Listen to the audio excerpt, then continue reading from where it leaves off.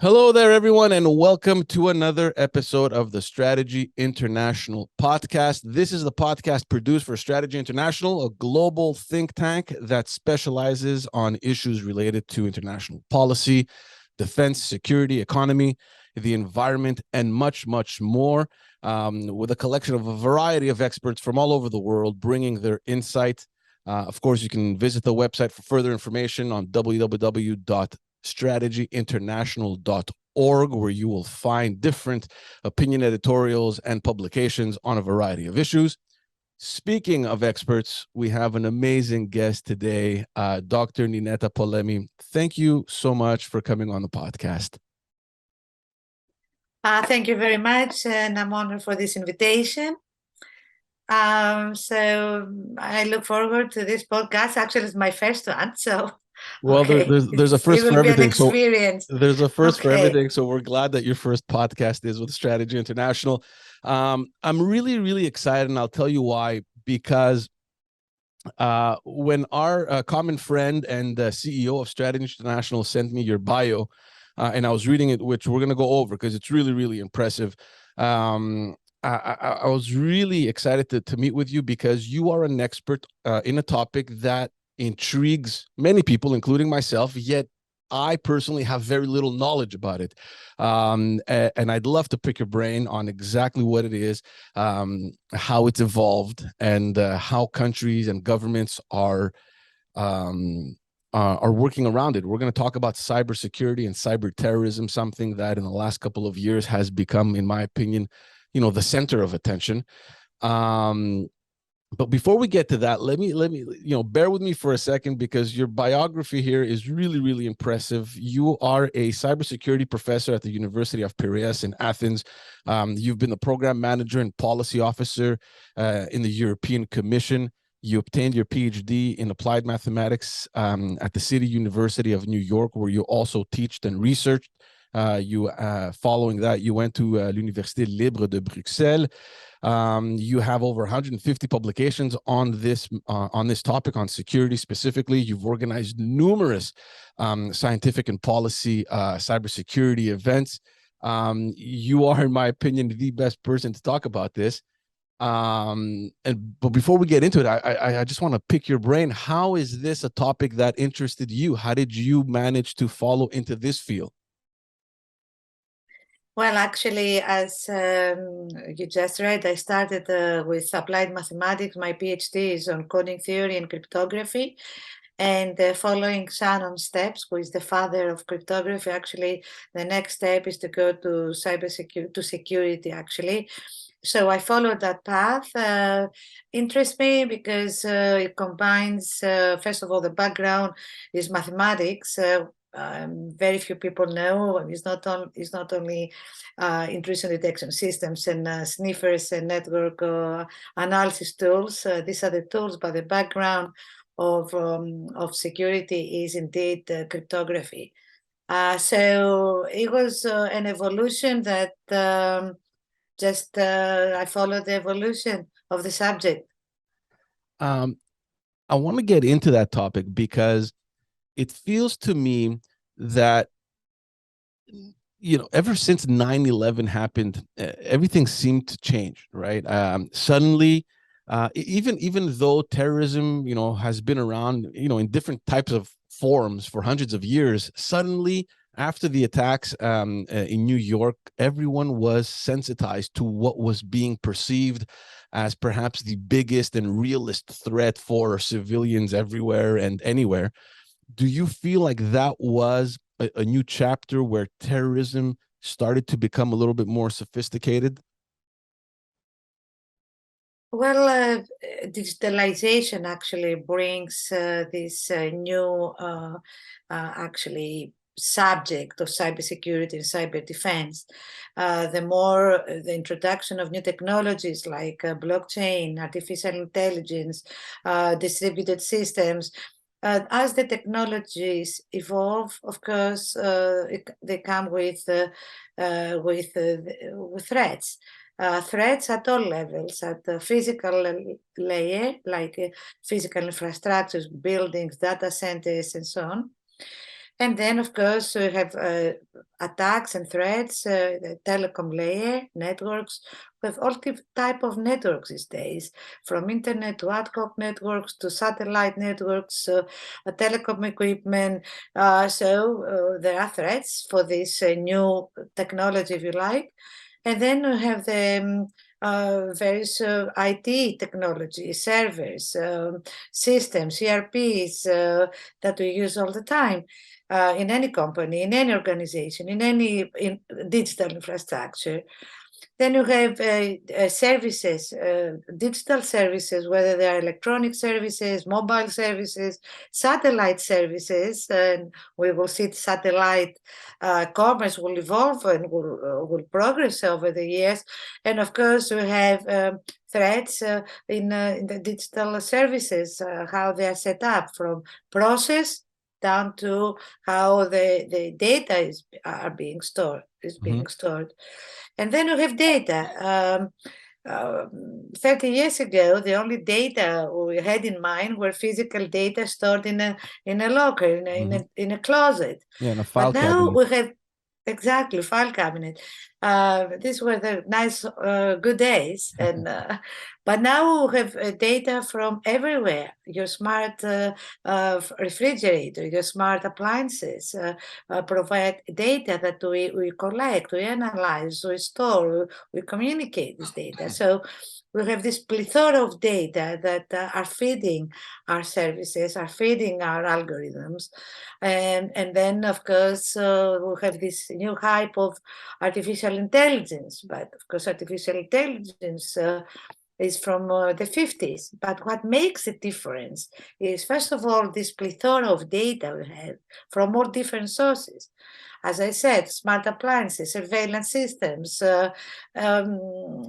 smart traffic lights, they all give us data. So, of course, artificial intelligence has become a hype, along with not only data, but also with the computing power we have these days. So, and then we have users that users are not only physical persons and companies and enterprises anymore, but they are objects. Objects that authenticate themselves with RFIDs, new technologies that make objects living creatures, users of the information system. So, of course, there are threats for masquerading identities, not only of persons, but also of objects. So we live in this complex digital environment that threats are being there. But the question is, of course, how vulnerable we are to these threats. And Go ahead, we are as vulnerable as our vulnerability level depends upon the controls, mitigation actions we have undertaken. It's fascinating what you just said about us being susceptible to these threats at any given time. And, while I was thinking about this interview and I was looking at, what terrorism used to be, and at least in my mind, and maybe I have a very innocent way of seeing this, but it seems as though it was always like this primitive form where, large masses were always targeted. A public market, a school, a train, or a bus station. And it seemed as though it's like this very unintelligent way of causing harm and threat to individuals. And it seems now, with what you're explaining, that there are some really smart brains behind this new sophisticated way of targeting countries, businesses, institutions in this different way. It's a whole other world, it feels. Well, this was always the case in life. The more the technology, the more the bad guys trying to, not only technology can do a lot of good, but there are bad guys and can use it for very unethical, let's say, purposes. And here is the case. Actually, there are many studies of how analyzing adversaries, attackers, threat agents, as we call them. So have the threat agents that they mean well, and this can be testers, auditors, vulnerability testers, and so on. And we have the bad guys, the adversaries with bad motives. So bad motives, opportunities, and also targets. And we can have individuals that act as adversaries, but also group of individuals, even countries that educate not only people, but also robots, machines to attack. So massive attacks are here. It's a possibility in this digital ecosystem. Attacks that can propagate throughout the digital ecosystem, throughout our supply chain. So that's another discipline not discipline, another sector of cybersecurity is cyber psychology, trying to understand better the motives, the opportunities, the targets, and also psychological issues of the adversaries' profiles. Of course, we use a lot of disciplines for such analysis. Criminal investigation knowledge is very helpful, knowledge from behavioral scientists, from psychologists. So to understand, and because the more you understand your enemy, the more prepared you are. So how well do you think these agents that are looking out for these threats are informed or coached appropriately to face these challenges?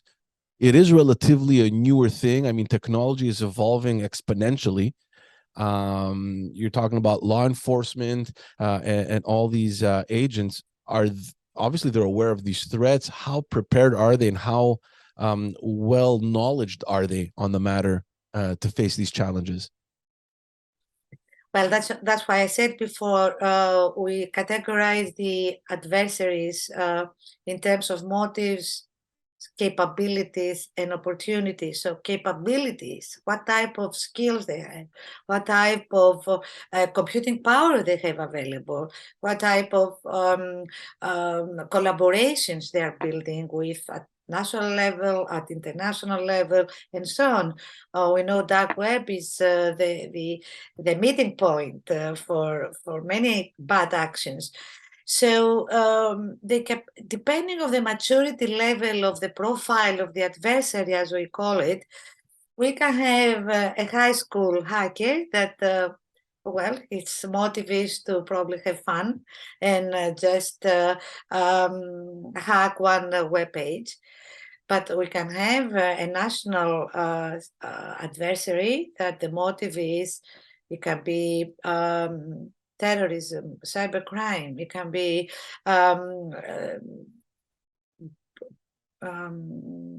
sabotage, commercial espionage, even war. I mean, we saw in Ukraine, with the war in Ukraine, we saw many attacks.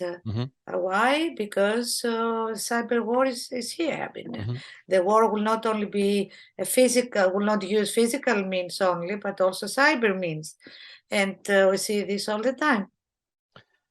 You've clearly spent an enormous amount of time, organizing and participating in events where I'm guessing the purpose is to inform and to sensitize the different actors, leaders, maybe government officials about the importance of cybersecurity. When these different governments are making, or institutions, when they're making, their risk or their threat assessments, where do you think cyberterrorism or cybercrime or cybersecurity ranks in order of importance? Well, the awareness level at national level is not very high. However, the last 5 years, we see a big progress at national level. And I will speak about Europe, for example. European Union has necessary legislation instruments to become resilient of attacks, and laws like the NIS directive that imposes critical information infrastructures to assess their risks, report threats, and mitigate the risks. We have also the NIS2. It's a proposal that is a continuation of NIS that actually makes things even more, let's say, strict, and imposes the requirement for assessing risk, not only to the critical information infrastructures, but to any digital infrastructure, also to the supply chain. Also talks about fines in case they do not comply with NIS. This is a proposal. We also have the Cybersecurity Act, a new directive that Europe would like to move at the European level towards certifying ICT products. And by ICT products, we mean software, hardware, services. So this will make the European market more protected, more resilient to attacks. We also have EID. It's a directive for electronic identities, and also the most important for Europe is GDPR, the legislation that imposes the assessment of privacy risks, the action for privacy risk, and the protection of course, of privacy data. So, of course, we have strategies. European Union has set up a cybersecurity strategy, strategies for maritime security, strategy for space security, and so on. So, Europe is trying to protect the continent with various legislation and strategies, and of course we see in other countries they follow at national level. They try to guard not only technically but also from with policy strategies and legislation. What is usually the target behind these cyber attacks? Is it mostly information? I mean, is it material damage? I mean, how often does it happen? And what is most often the target? For example, is it governments? Is it institutions? Is it businesses? Is it kind of all together? The targets are usually assets or enterprises or organizations that will bring a lot of economic benefit, or if the motive is financial. Of course, it can be a whole country if the motive is loss of reputation, loss of democratic confidence, or it can be of a cyber war, as I said before. So the motives, the targets depend on the motives. We have, of course, banks are always a very big target because there is a lot of money for economic money involved, and also eventually we will also see space attacks, and that will be a problem. So this is something that we need to think in the future, how to protect space infrastructures as well. So currently, now, if you ask me, what is the most common attack? ENISA, the European Network Information Security Agency, that publishes annually the most important attacks of the year. This year, the most important attack was phishing. Actually, phishing is always at the highest at a priority for the attackers. So phishing, trying to send you an email, is so convincing. You just press the wrong button, and of course you you get attacked. So phishing, social engineering, fake news was also among the major 10 attacks in the year, as reported by ENISA. Also, denial of service attacks.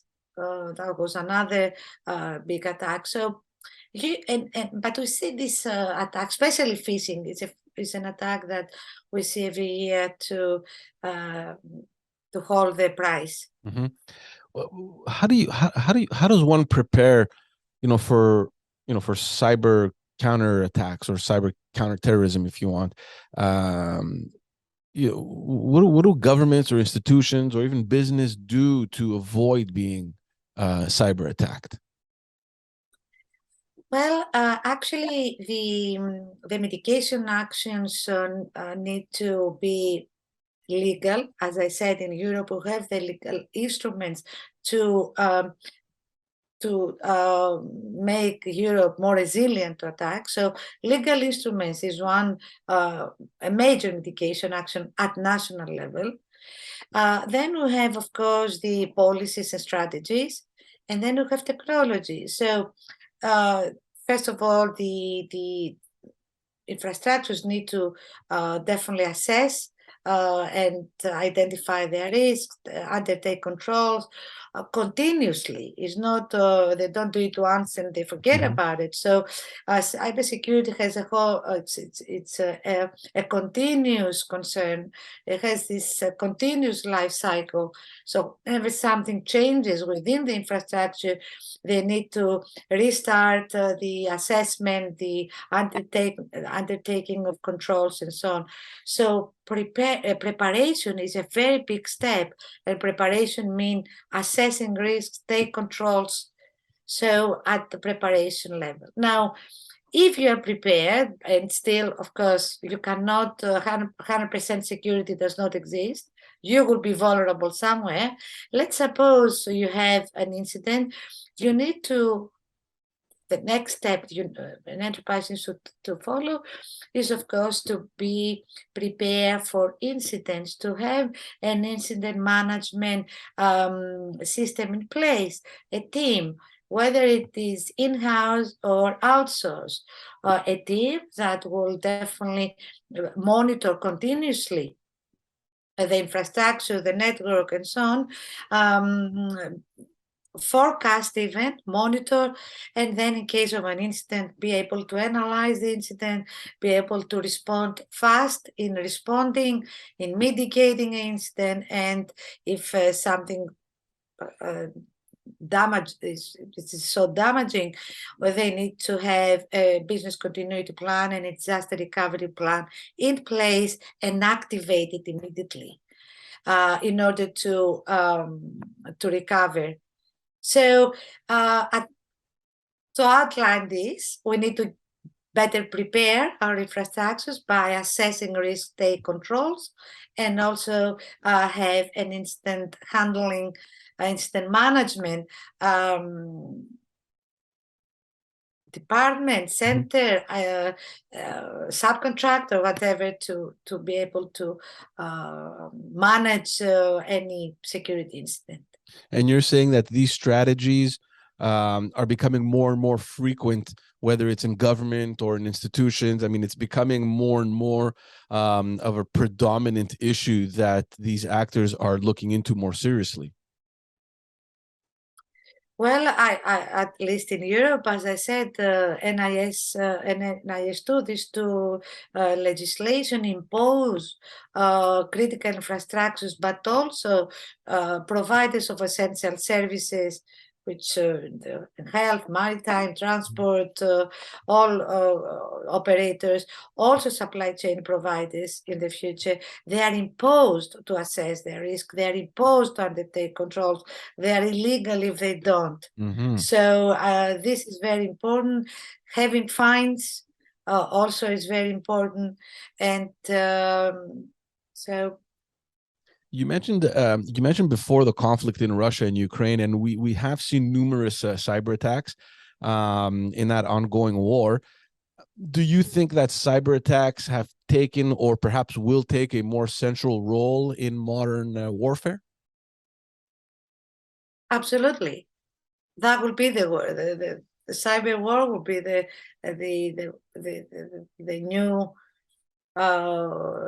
new weapon. We see in the military and in defense sector, first of all, we see dual use technologies. Drones are being used all the time. We saw in Ukraine war as well, drones, which actually is a technology that is dual use, is being used for civilians and also military operations. We have all this technology, like smart clothing of the soldiers, smart weapons that embed biometrics. We see all these autonomous vessels, autonomous military vessels. So we will see all these technologies being used, and if we use technologies, the risk will be there, the threats will be there, and of course the military operations in the future, then they will be they will really need to. The entity that will win will be the one that is more resilient to massive attacks, because of course everybody will try to attack the cyber weapons that are being used. Yeah, it's interesting to me how we're seeing these sort of attacks taking more and more place, even just to prove a point. I remember a couple of days ago, the European Parliament issued a statement claiming, pro-Russian forces as cyber terrorists, and then just yesterday, the president of the European Parliament announced that the European Parliament was a victim of a cyber attack that was claimed by a pro-Kremlin group. Again, I don't know what the purpose is behind this, but definitely just to prove a point that we're stronger than you think, and imposing their presence. It's fascinating to see how politics in general has shifted in this manner.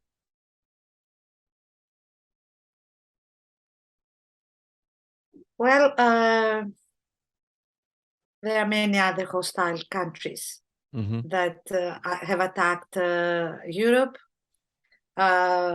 So we will see this all the time. That will be the game. Countries will train cyber soldiers to create massive attacks and incidents and security and security incidents with high impacts in their lives or infrastructures, damaging infrastructures, and so on. So this is the reason actually cyber diplomacy is a very important aspect. Europe, for example, they have with the European External Service specifically, they promote cyber diplomacy because cybersecurity is not a European issue, is not an American issue, is not a Canadian issue, is an international issue. We need to collaborate if we want to eventually use technologies for good and not for attacking each other. So cyber diplomacy is very important in finding like the minimum ethical values and the ethical means that will bring peace and security. I don't want to take up a lot of your time. I know that with a time difference over there, it's getting late, and I do appreciate the time that you've given to the viewers and to the listeners. Is there anything in specific that you are working on right now that you think it would be of value to our listeners that perhaps we can point their attention to? I think that one very important point is education. People need to be educated from very early on coming, first of all, on cybersecurity hygiene. Even the minute that a little kid picks up a terminal, whether it's a phone or any terminal, we need to work on cybersecurity hygiene from very early stage. We need to have cybersecurity education from early on, because then it will be too late if we educate people at universities or even high school. So we really need to invest on education, and we need to find new ways to have this awareness raising, education, training at all levels with different models and as practical as possible. What do I do in practice? How can I have, like, you never send a fireman just put out a fire. You do simulations. They get trained of how to handle virtual fires and so on. We need to do the same in cybersecurity education. And I know in the States things are more flexible. They have all these very nice modules, more flexible educational system. Europe is trying to get in this direction, because the university in Europe are a little more, they are less dynamic and very rigid. So European universities try to open up, build public-private partnerships, collaborate with companies in order to better train and provide practical skills and more technological capabilities in hand. So and also teach people values and ethical values. It's not nice, it's not ethical to attack. So people need to have, and the companies as well, a code of ethics that include cybersecurity behavior and ethical attitudes. Dr. Polemi, I want to thank you so much for the time that you've taken to address our viewers and our listeners. Obviously, anyone interested can look you up and they can read all your publications.